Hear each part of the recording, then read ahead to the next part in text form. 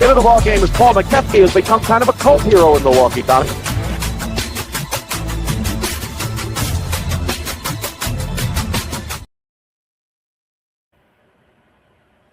And good evening, everybody. Welcome to the latest edition of We Got Nets. I'm Ricky Hampton with my great friend Paul McKeskey coming to you on a Monday evening.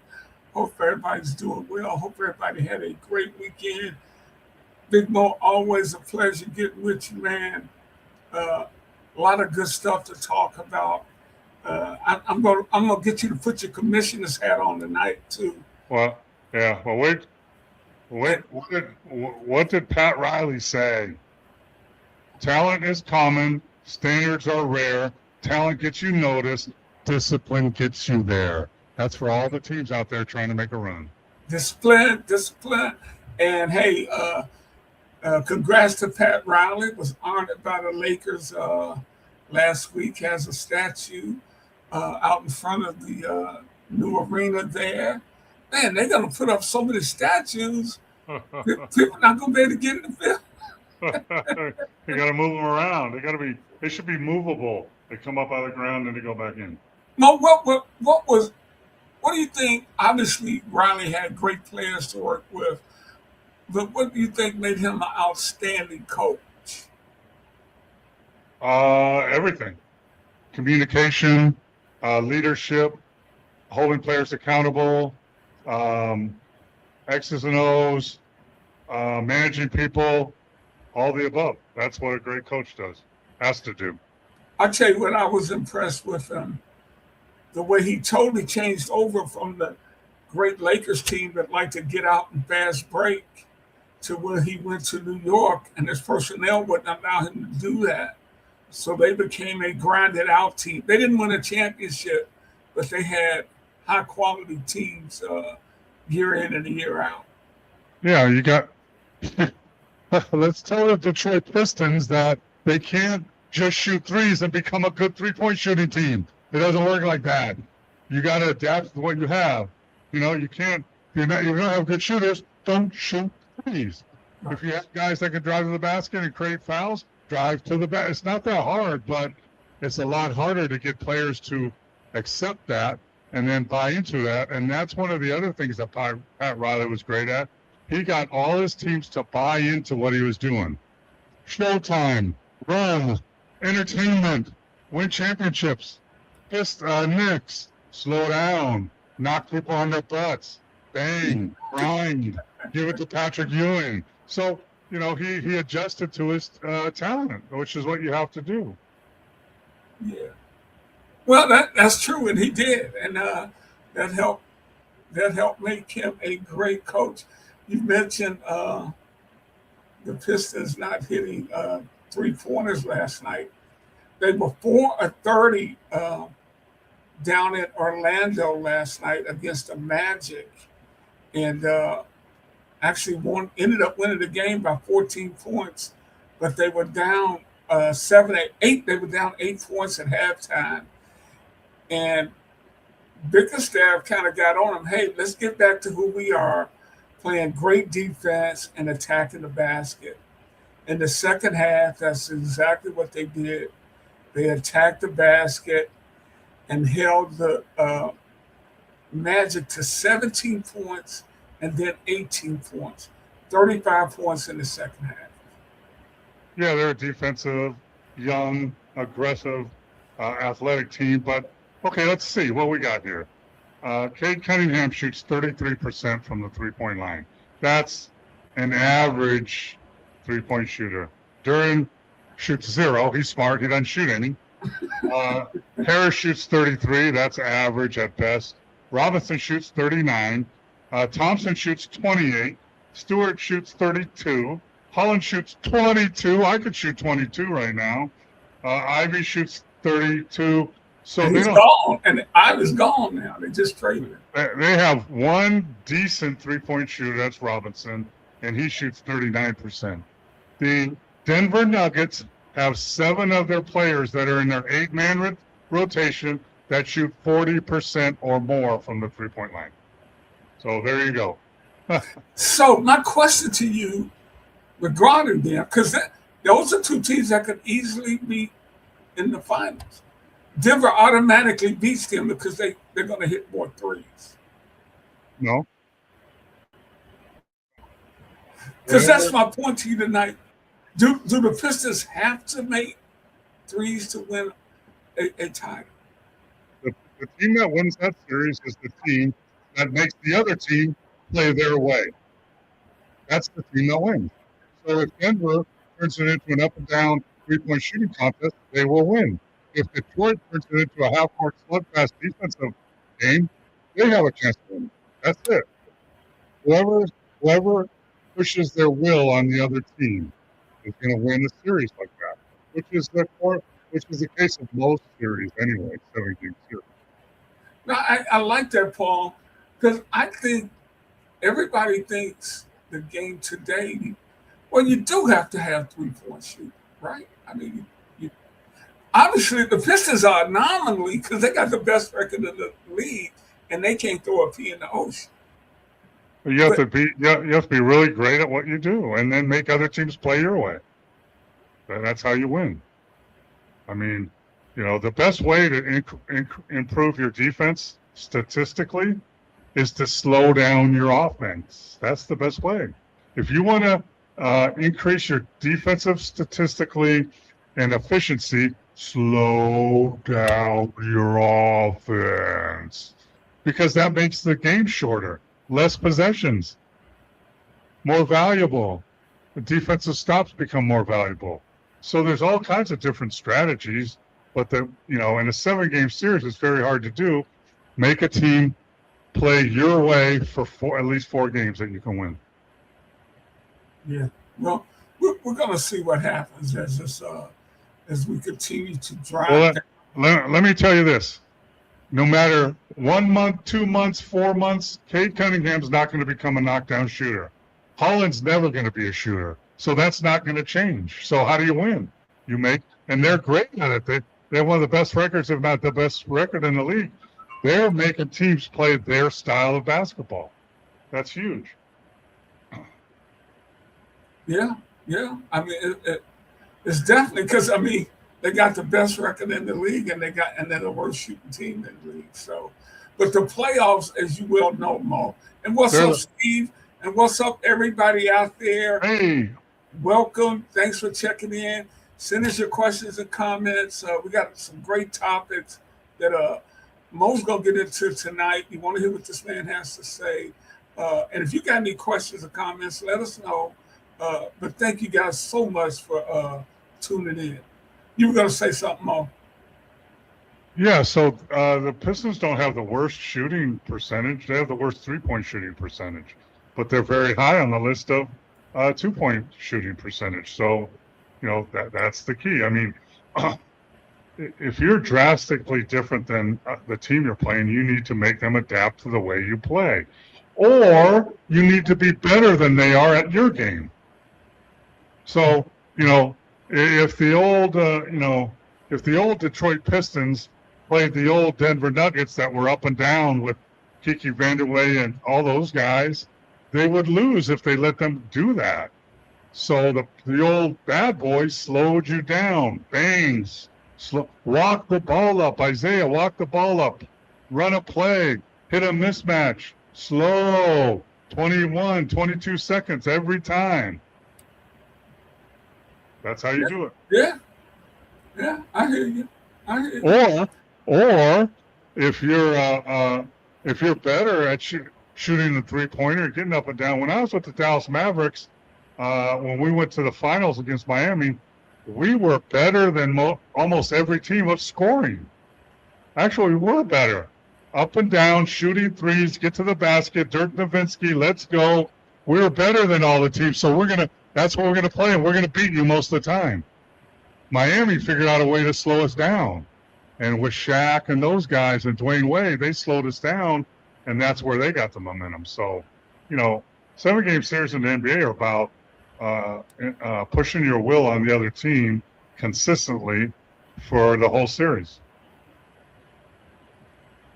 Yeah, Steve points out one of the strengths of the Pistons. They really do have a outstanding bench, and the guys play with a.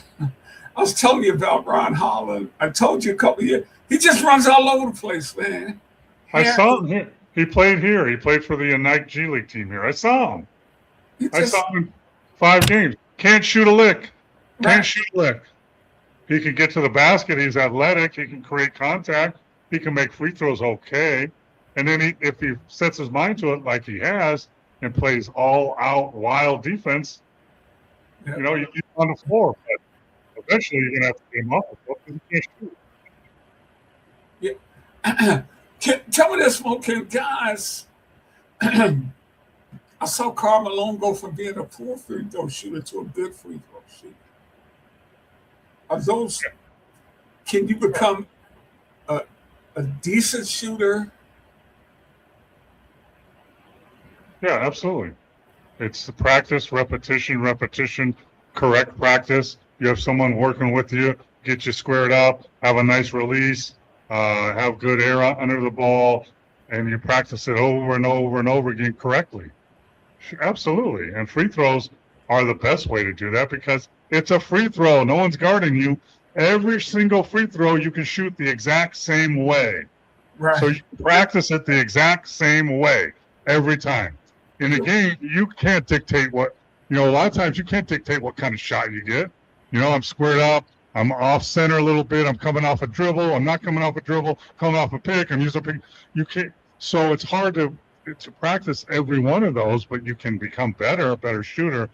Shooters are great shooters are great shooters. But you can be a below average shooter, become an average or above average shooter by repetition, good repetition. And for sure, you could do it at the free throw line. Absolutely. Yeah. When I look at championship teams and you talk about the 3-point, the only team that really stands out to me on that is that were just devastating with the 3-pointer were the Golden State teams in the heyday of Thompson and Steph. Yeah. And do you know what their defensive rating was when they won those championships? Number one. 1 or 2 or 3 at the lowest, yes, because they played. To win a championship, you got to do both. You have to do both. You got to be able to score. You got to be able to defend consistently. And people, they were knocking down shooting 3, 53s. Yeah, but they guarded too. They defended. They were one of the top 3 teams in defense every year for like 5 years. Yeah. Let's run through the standings, Mo. And before we get into some of our other topics, just do our weekly update. I mentioned Detroit will start the East. Pistons, they lost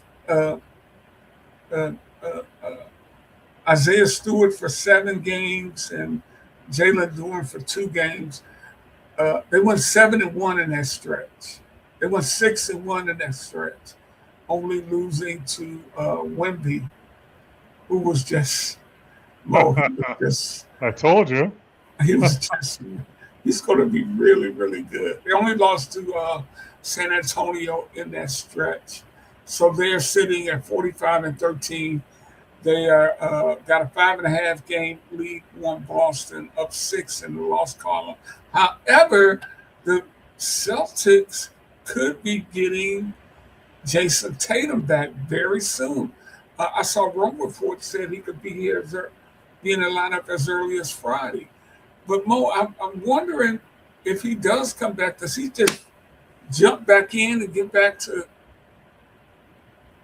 If he comes back, that's great in the long run. It's bad in the short run.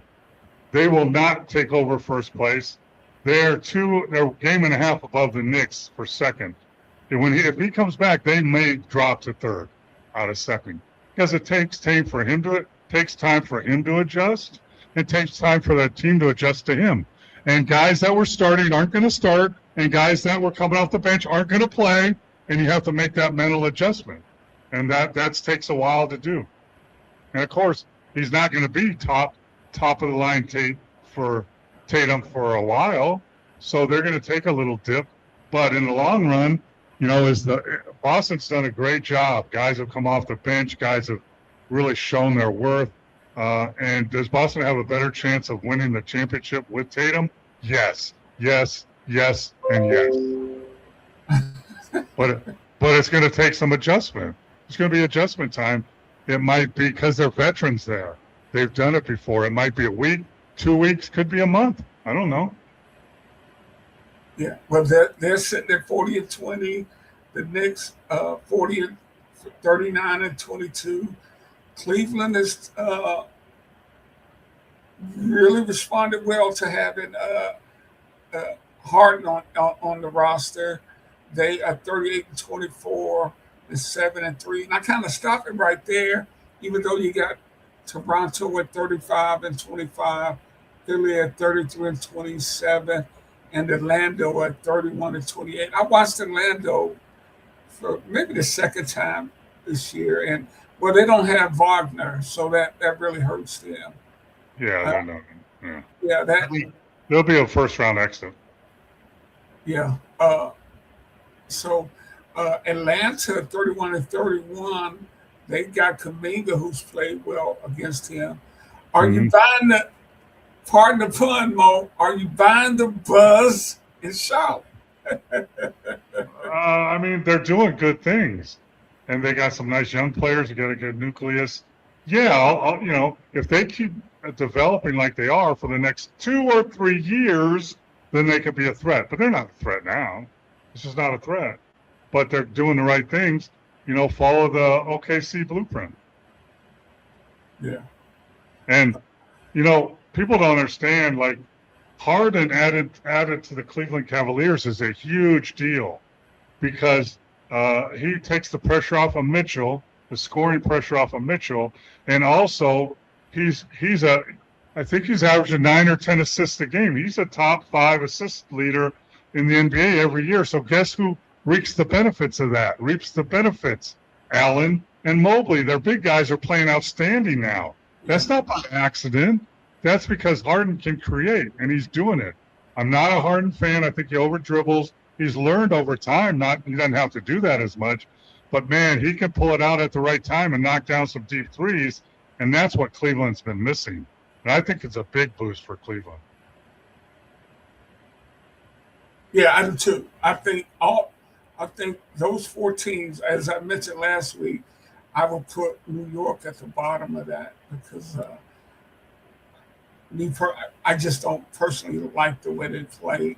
Obviously, it's effective. They do win games. In fact, they are 6-4 in their last 10.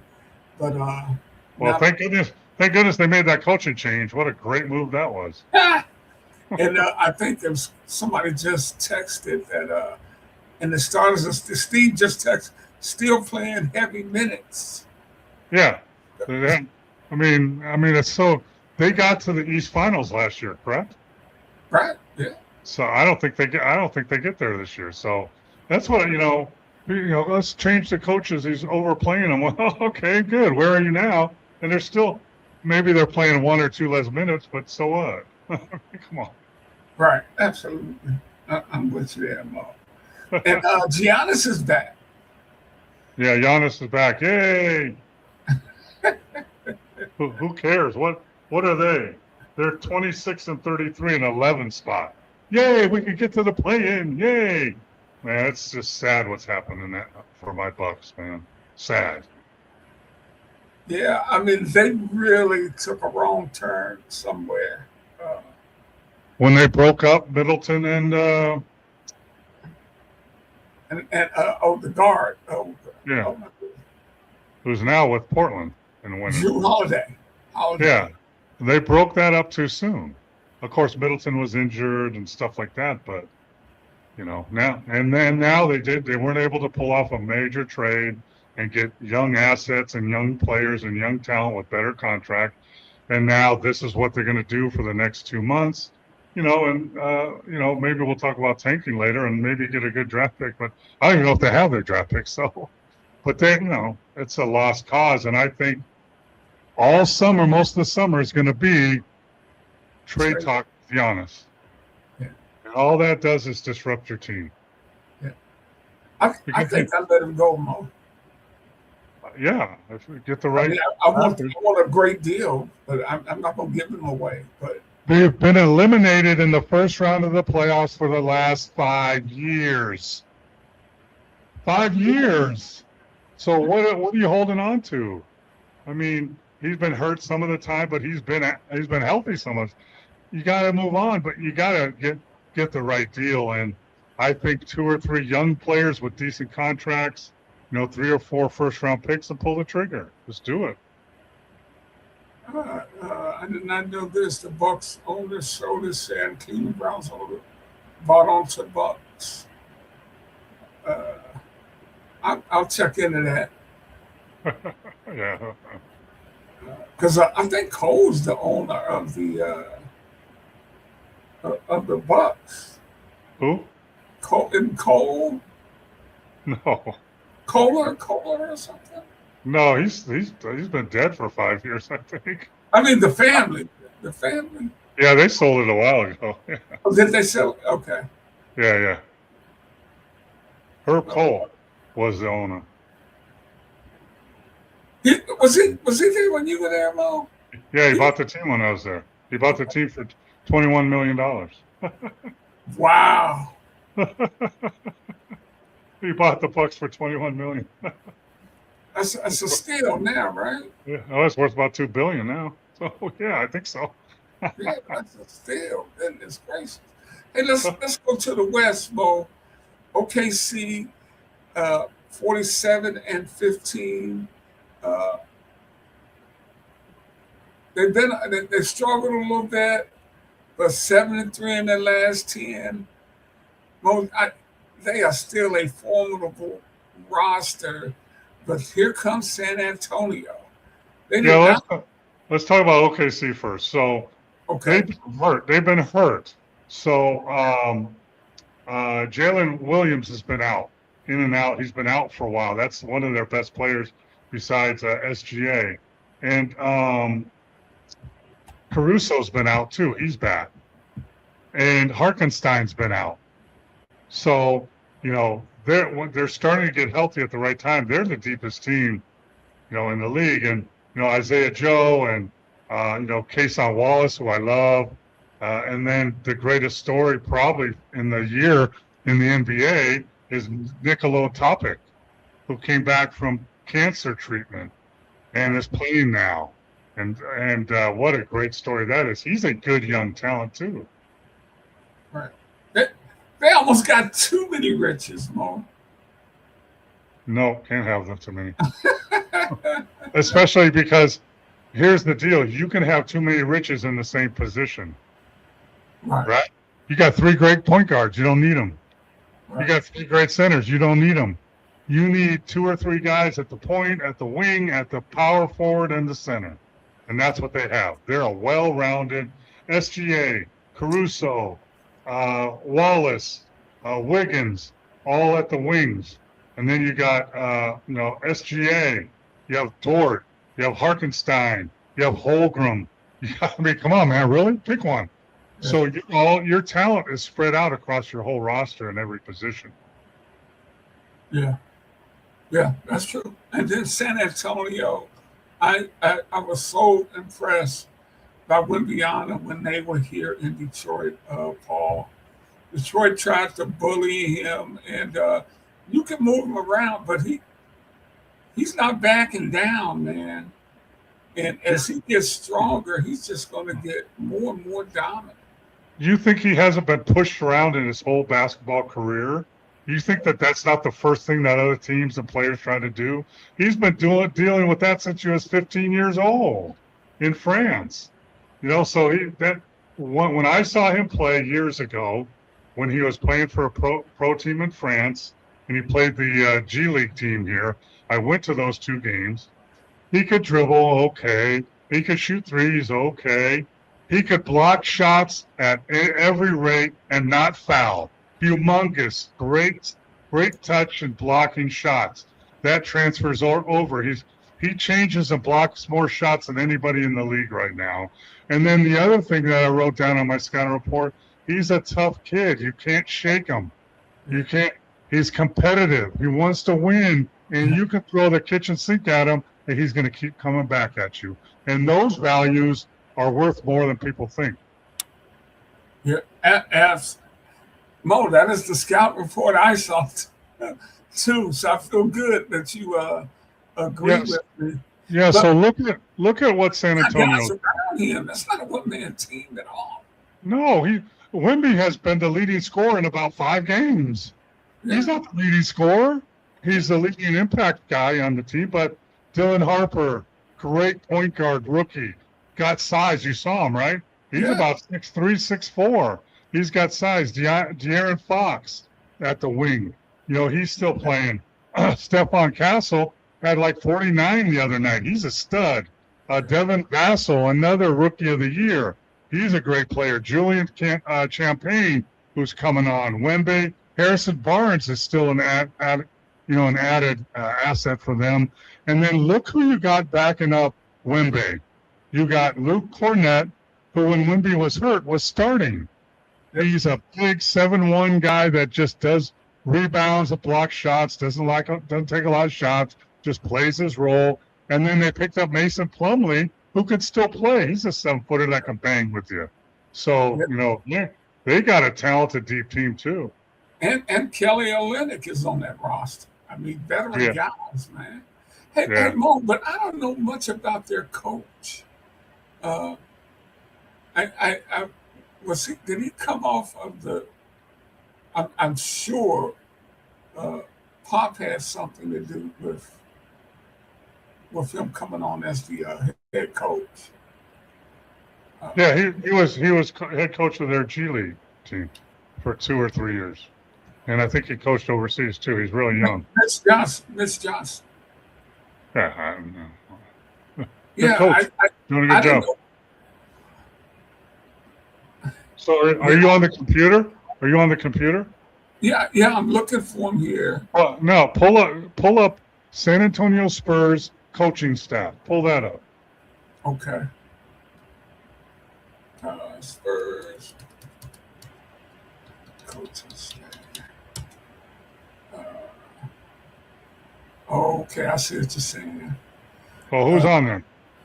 Corliss Williamson, Scott King, Brett Brown. Brett Brown, head coach, Philadelphia. Brett Brown, winning coach overseas. Yeah.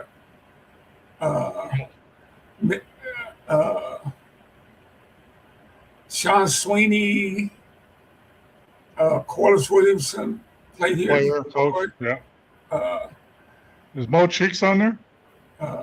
Mo's not listed on here. Scott King, Brett Brown. And Yes. so he's got some guys backing him up, is what you're saying. He's got good coaches with him. Yeah, for sure. Yeah. But sometimes young coaches don't want to bring smart guys in because they don't want this guy looking up. I know this guy knows more than me, yet I'm the head coach. Well, those are stupid young coaches then. I mean, that's just a stupid way to think about it. But you know what? But more guys do that now. Half the league does that. Yeah. It's a mistake. Because they're insecurity. Right. I mean, so let's see. Detroit Pistons. Here's their coaching staff, right? Luke Walton, been a head coach. Cindy Lowe has been a head coach. Vitaly Penko, he's a big man coach that's been around forever. Kevin Burleson actually was the head coach of the RGV Vipers after I left there, the G League team. Fred Vincent's been an assistant coach for 15 years. Look at that staff. You can tell by the teams who's on their staff, who's going to do well. Luke Walton's on that staff. Yeah, I just said that. He's a head coach. Oh, okay. Cindy Lowe, former head coach. Yeah. That's important, man. Very important. Let's keep moving on in the West. after San Antonio and Oklahoma City, Houston 37-22. They, Not a they're big obviously they're a good team, but they just seem to be missing something. a point guard. Their point guard got hurt. He's out. So you have Reed Van Shepherd. Vliet, Van Vliet, Yeah, right? he's missed the whole year. So now you're doing what you can do with Reed Shepherd, who is a scoring point guard and he's a good player, but you're missing that leadership. So I'm not a buyer in the Suns for sure. I mean, in the Rockets. I mean, they got Kevin Durant and Sengun at 4 and 5, two of the best front court guys you can get, but still.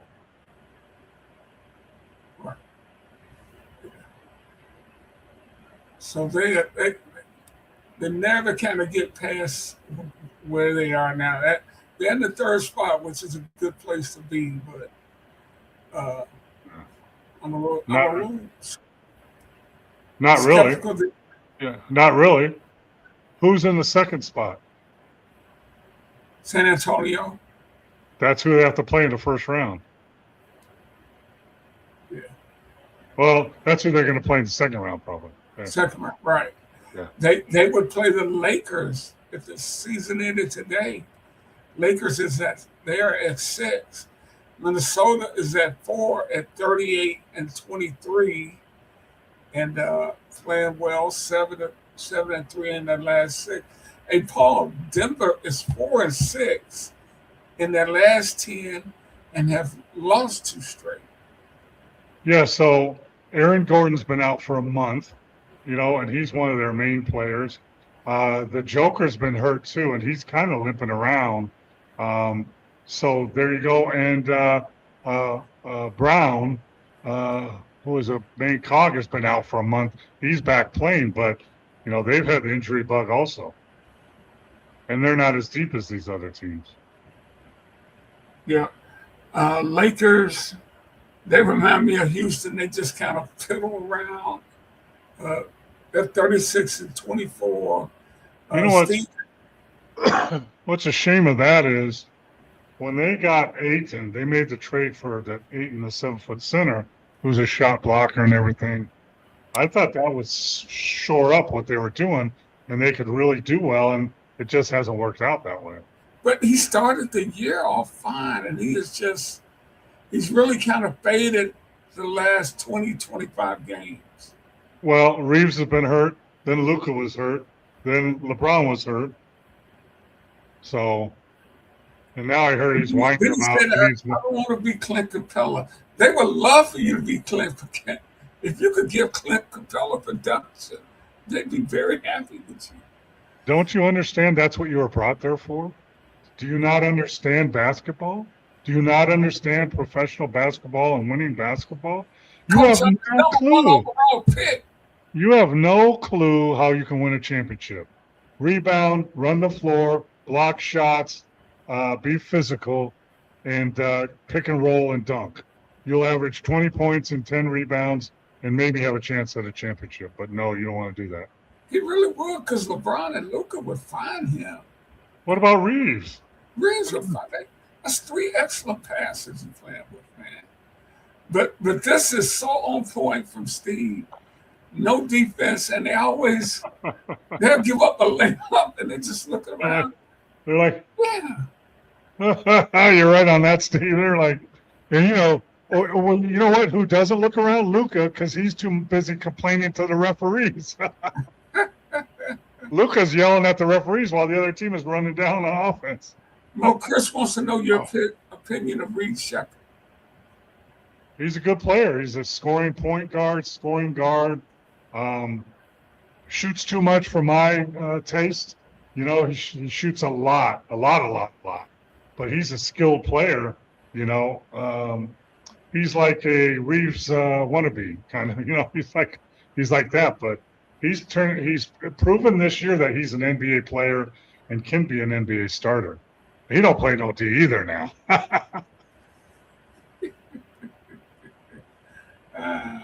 So there we are there, Mo, with the Lakers at 6, Phoenix, who I think will overtake the Lakers eventually, Mo. They're at 34 and 26. Uh, but I don't think any of these teams, Golden State under them 31 and 29. Clippers have fell back 28 and 31. Portland, Memphis, Dallas. No, Yeah. they're all. We're getting into tanking territory now. You don't think that the great trade of Kuminga for Porzingis is going to help the Warriors into the championship run that they've been looking for? I do not. I told you this, right? He's like sick again. They can't figure out what's wrong with him. I mean, I hope he gets well, but you made that was like, why are you doing that? Kuminga is killing it in Atlanta. I mean, he scored 20 and all that stuff. You could have got, Sabonis and some draft something for him, not Porzingis, who hasn't played like in 2 years, 3 years. I'm just seeing this note. The Bucks gave up 27 straight points. Steve, who did they give them up to? You said to the Bucks. It can't be. I don't know. Oh, when you get a chance, come back to that. But Mo, then you get then as I mentioned, you get me standing. You look at Utah and New Orleans, Washington, Brooklyn, Indy, Sacramento, Dallas. It's time for you to put your commissioner cap on, brother. Help us out, Mo. I can fix it. You want me to fix it? How do you fix tank? They sort of listened to me to fix the All-Star game, right? They did. They sort of listened, so they sort of fixed it. They didn't fix it all the way because they didn't listen all the way. Play USA versus the world straight up. Let's go. That would have fixed it all the way. That was my idea. They kind of broke it up a little bit, but they kind of listened. So here, listen to me now. Here's how you stop tanking. It's not my idea, but it's a great idea. So to stop tanking, after the All-Star game, you start keeping track of all the teams' wins. The bottom 10 teams wins. Whoever wins the most games after the All-Star break gets the first pick. Whoever wins the second most games gets the second pick. And on and on. That's how you stop tanking. Because you can't. By the All-Star break, you know who the bottom teams are, right? We knew it was Washington. We knew that. So after that, cut it off and start a new side column, wins and losses, and whoever those teams wins the most games gets the most ping pong balls. That's how you do it. Damn. Done. Finish. Oh, that is a slam dunk. No tanking. You would have teams fighting tooth and nail to win games after the All-Star break. It's kind of like when I coached in the CBA back in the day. That's the minor league before the G League. They had quarter points. So every game had 7 points up for grabs. Every quarter, first quarter you get a point, second quarter you get a point, third quarter you get a point, fourth quarter you get a point if you win those quarters, and you get 3 points for winning the game. So you could be down by 20 in the fourth quarter and up by 2 in quarter points, and you try the best you can to win that quarter because winning 1 point or 2 points is better than losing all the points. Brother, I love that, Mo. Now, usually after the All-Star game, there what? 30 games left? Yes. Something like that? 25. Yeah, about 25. A college season. There's a college season left. Right. Yeah. So you start a side column and you include, all the teams because you never know. Some guys, that are, in that gray area. One team that was here after the All-Star break might be down here. One team that was down here might be up there. So you don't keep track of just the the 15 teams in the lottery. You keep track of all of them, but at the end, you add them all up. Okay, this team was 15-10 after the All-Star break. You get the most ping pong balls. Well, tell me this one: did you like the lottery, or would you prefer to do it like the NFL? It's just the worst teams by. If you do this thing that I'm proposing, you just do the worst teams. There doesn't need to be a lottery. Because there's always a question mark around the lottery anyway. You should put a plan on that, man, tomorrow. Someone else came up with it. I just really liked it. But Dallas made the trade with Luka, and it was not a very good trade until they got bing bang, a ping pong ball, bing bang. You get Cooper Flag. Thank you very much. Grab the golden ring. I mean, so ping pong balls and that are not a definite. Yeah. By the way, it was the Bulls that went on a 27-run against the Bucks. Come on, Bucks. How does that happen? Knock someone down. I mean, just foul them. I mean, come on, man. That's just embarrassing. How can that happen? I mean, that would never happen in the old days. We're going to be fighting, physically fighting. If you go on a 16-0 run from now on, every basket you're going to be fighting. Yeah. If nothing else, we're going to mess around and get a double tech so I can at least go hit a free throw. That's embarrassing. I mean, there's been some blowouts in the NBA this year that are embarrassing. I mean, some team loses by 40, an NBA team loses by 50. I mean, really? What is Silver? What is his answer to the problem? He doesn't really have one, it seems. Well, what is he going to text the coach of Milwaukee and say, "Play this defense"? No, he can't. It's not on Adam Silver. It's on the team. You can't do that. You cannot do that. Yeah. Going back here, if the Pistons would be able to win their division, I don't think so, Chris. I think the Pistons skipped a step. They won 44 games last year. They won 45 this year. I don't think they're that good, even though their record says it. I think they kind of skipped a step because I still think they need other pieces. I mean, now that you're here, you go for it, of course, but. Yeah, they need other pieces. Obviously, a shooter or two or three or four, and maybe a bigger big man. But their big guy has played in the All-Star game, right? Yes. Yeah. So he's scoring 20. He's doing great.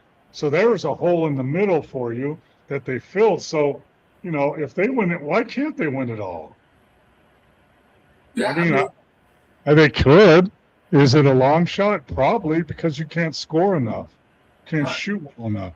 So, but the good news is in the playoffs, usually the games slow down and become more half-court oriented, and that is positive for Detroit right now because they can defend now. Yeah, man, they suffocated Orlando last night. I'm kind of disappointed in Banchero's. Doesn't seem like he really gets after it, Mo. I mean, I don't see him all the time, but I've seen him twice this year. He had 20 and 10, but he wasn't impacting anything with his play. So he's human. So last year, Orlando was a surprise. Wagner was a hit. Banchero was one of the best players, played in the Olympics. Everything was going great. This year, Wagner's out. His brother's out. Both Wagners are out. The team's not very good. I'm trying my best. We're not winning. He's human. So he probably said, damn, this is tough, man. So, yeah. I mean, it's disappointing, but, it's probably just a little bump in the road for his career. Okay. Gotcha. You're watching We Got Next. I'm Ricky Hampton. with my great friend Paul Mokeski. Uh, we're coming down the stretch. Dave agrees with. We got some people in here that thinks that the Pistons can. Oh, they can definitely beat the Knicks. Uh, we got some people in here that think the Pistons can get out of the East. I think they can get out of the East, but the West, Mo, you know, San Antonio, OKC, San Antonio just showed what they can do to Detroit. Yeah, I mean, I would not agree with your comment that they can definitely beat the Knicks. I don't agree with that. And here's my reasoning. Because who plays slower half-court basketball? The Knicks. And they're good at it. Who has better scorers on the court when they play half-court, the Knicks or Pistons? The Knicks have it, but here's my thing. Their guy does not like playing against the twin Thompson. He does not. He scores, but it's not efficient scoring when he plays against Thompson. Thompson's long and quick.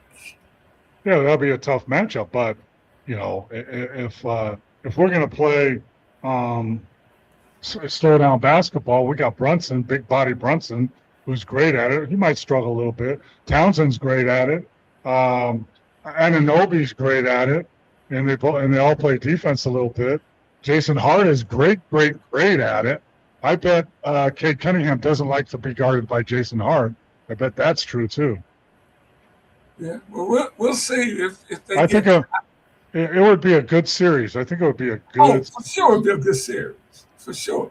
But I as I mentioned earlier, out of those top four, Detroit, Cleveland, Boston, New York. New York's four for me. Yeah. Boston, after Cleveland are really good. Yeah, after Cleveland traded for Harden. Before that trade, you wouldn't put it like that. I wouldn't. No. Yeah. No. But I agree with you. I think, you know, you're absolutely right. Yeah. And, you know, Boston can beat Detroit. Cleveland can beat Detroit, vice versa. And the Knicks, I think all four of those can beat each other in a 7-game series, depending on injuries and stuff. Which is fun. It's gonna be a great playoff. And in the West, you know, I'm sure Denver, they'll get Gordon back at some point. Minnesota's always a really tough out in the playoffs. So, you know, I've been watching Minnesota. They've struggled all year. My friend Chris Finch coaches them. But you know who's back for them? I saw him play the other night. And he's not a superstar.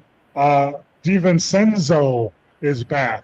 And he gives a different attitude to that team. And him playing next to Ant-Man is like a different dynamic. And I think that he's getting healthy at the right time. And I wasn't very high on Minnesota out there at the beginning, but I think they're right there now with all those other teams. I think Oklahoma City is probably ahead of everybody. I think San Antonio's right on their heels. We're talking about playoffs now. And I think Nuggets, Timberwolves are the next two. Yeah. Yeah. Hey, Mo, before we get out of here, man, I wanted to talk to you a little bit about the 28 Olympics and the possible team that the USA could be sending to the Olympic Games. Are you gonna include the old guys like LeBron and Curry, who are gonna be like 80? This is one writer from Sam Quinn from CBS Sports had a team. Cade Cunningham, Anthony Edwards, Jason Tatum, Cooper Flagg, Chet Holmgren. I'm sorry. The bigs. Chet Holmgren, Jalen Dorn is on here. Yeah, for sure. I put it. Bam Adebayo, Tyrese Maxey, Con Knifel, Amen Thompson for his defense. I guess you could take the Twins, Mo, and they could never get tired. You just Wear the sub same one of number. them out, Just wear, yeah, you wear and the they same play the number. same way. Yeah, but Amen Thompson yeah. and Donovan Mitchell. Yeah, that's a good team. I mean, that's a good team, Paul. Yeah, I mean they're going to make a run at it, but I'm telling you, okay, the USA is the number one ranked FIBA team right now. Number two is Germany. Dennis Schroeder, the Wagner brothers, Daniel Theus, Tristan Del Silva, Oscar De La Silva. They're all NBA players. Okay, that's the second team. They beat them in the Worlds. Serbia, Nikola Jokic, the Joker, Petrovic, Vukovic, Manovic, all Mikic, Jovic, they're all NBA players. France, Bantam, Wembe, Yabasuli, Fournier, who played great for Boston Celtics a couple of years ago, Rudy Gobert, De Colorado, he's a good player, an international player. And now, so their competition, Canada, some guy named Shea Alexander, R.J. Barrett, Dylan Brooks, Dort, Murray, Lombard, Powell, all starters in the NBA. So I like that USA team, but they're going to have their hands full with those other teams who've actually been working together. USA sent not even a JV team, a freshman team, to the World Qualifiers that were played in San Diego. They lost to Puerto Rico in the first game, and they're losing to somebody else. You know, we cannot just send players now and expect them to win the gold. Those days are gone. And unfortunately, in my opinion, the USA doesn't work together long enough. So this summer, they should put together a team of those guys you just said, and they should play in a tournament. They should put together a FIBA tournament here in the United States. Do it in Las Vegas. And you invite Spain and France and Germany. And you have a round-robin tournament for a week, and those guys play together this summer. Then the next summer you do even a little longer one, and you go on a couple games, friendly games somewhere else, and then you'll be ready for the Olympics. But the USA team has never done that. No, that's good stuff, Paul. And what I like about this team, you look at the center position, and USA's not big. Duran's 6'10", Adebayo's 6'9", 6'10". Holmgren is probably 6'11", 7 foot, but not a big guy. All these guys are really power forwards, aren't they? Yeah, you think Holmgren's going to guard the Joker? Come on, man. No. Yeah. Or Wembe, or he doesn't even guard Wembe in the real games. Harkenstein does. Right. So that's the weak spot of that team is strength at center and size. Right. Yeah. And if you're going to have Contenders, so you got some 3-point shooting, and you can score with this team for sure. Well, you have Tatum on there, right, with Brown, right? Jaylen Brown and Tatum. Yeah. Brown is not on the roster. He's got to be on the roster. He's up for MVP this year. Jaylen Brown should be on that roster. Not on this guy's roster. On this guy's roster, you have Cunningham, Edwards, Tatum, Flagg, Holmgren, Maxey, Mitchell, Concaniffo, Thompson, Durant, Adebayo, Doran. Take Thompson off and put I would put Thompson ahead of Jaylen Brown. You have no size whatsoever. No size. Right? No. And so you mean he has Durant on that team? He does have Durant on the team. What's he going to be, 44? He's, Well, I mean, no. Why would you put on a big physical guy? I don't know who. We don't have any. I don't know. You know, Marcus Jared, Styles. Jared Allen's having a great year in Cleveland. Yeah. Yeah. But that's for Grant Hill to figure out, Mo. Yeah, well, there's a lot more than him figuring it out. There's a whole committee, so, and it gets political also. But we'll see. Yeah. So your Grant, Steph Curry calls you up, says he wants to play. Do you have him on the team and take off Maxey or take off, Tatum or take off Tatum? What do you do? He's gonna take somebody off for sure. I don't think that. I don't know. No, sorry, Steph. Love you, but your time has passed, brother. I'm not taking Tatum off, or I'm not taking Jaylen Brown off, or I'm not taking Mitchell off. Really? No, thank you. But when you have Brown on there before Ahmed Thompson, No, you need a wing defender to guard the 3-point shooters, big time. But probably. But you gotta defend. Those European teams got the FIBA line is shorter. They got 3-point shooters that knock down threes. They need like 5 threes in a row, 15-point run. You gotta have some guys that guard them. well, I've been meaning to ask you, is that FIBA ball different? Yes, yeah. It has different seams. It's harder leather. Yeah, and the problem is when I coached FIBA basketball for I don't know 3 years with Great Britain, 2 with Jamaica, and every tournament we played in, they made us play with new basketballs, slippery, shiny new basketballs that no player wants to play with. We want broken in basketballs.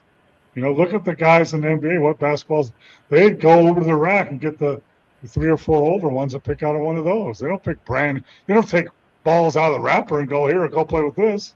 That's what FIBA does. That's a problem. I'm not familiar with this player. Ryan Dunn was a free rookie. His defense was top notch in rookie camp. What's his weakness? Are you familiar with this player? No, I don't. Who is he, Chris? Let us know. Yeah, I mean, I don't know. I mean, yeah, our life is flying by, brother. That is yeah, it is. Well, if we don't get that answer, maybe I'll look it up and we'll try to get to it next week, Mo. Yeah, but guys like that, you don't know. Oh, he's with the Suns. Ryan Dunn's with the Suns. So it's a matchup. The coach doesn't like him. Doesn't fit in with the offense. Doesn't have any offense. Who knows? It could be a lot of different things. It's hard to play in the NBA. It's hard to get on the floor in the NBA. It's difficult. There's good players on every team. That is 15 of them. I mean, we see it all the time, man. You saw the G League guys there, Ricky. How good did you think they were? Yeah. And I saw a guy from Pistons. I don't know where he is now. He had 50 freaking points. I think he's playing in Mexico somewhere. He had 50 points in the NBA game 2 or 3 years ago when they lost all those games. It's hard, man. It's hard. It is obviously there are only X amount of jobs. The hardest professional. So let's do the numbers, okay? So we got 30 teams, right? Hold on. We got 30 teams times 15 players. That's 450 players, right? But only, let's say, 450 players, 8 times 30. And only 240 of those players actually play any kind of minutes. 8 players on the team. Wow. Yeah. So half the guys in the NBA aren't going to see the floor very much, if at all. Yeah, there you go. And they would come in your gym and destroy you. Yeah, it's a numbers game, man. Yeah, don't sit there. Brian Scalabrine proved that a few years ago when he was playing for the Celtics, and everybody was giving him crap that you're not very good, you can't do this. And he went in the gym and took on all comers and beat their butts. Come on. Absolutely. But Mo, we're going to get out of here. Hey, we're here every Monday, 8 o'clock, guys. We're back on our regular schedule now. A lot to look forward to heading down the home stretch.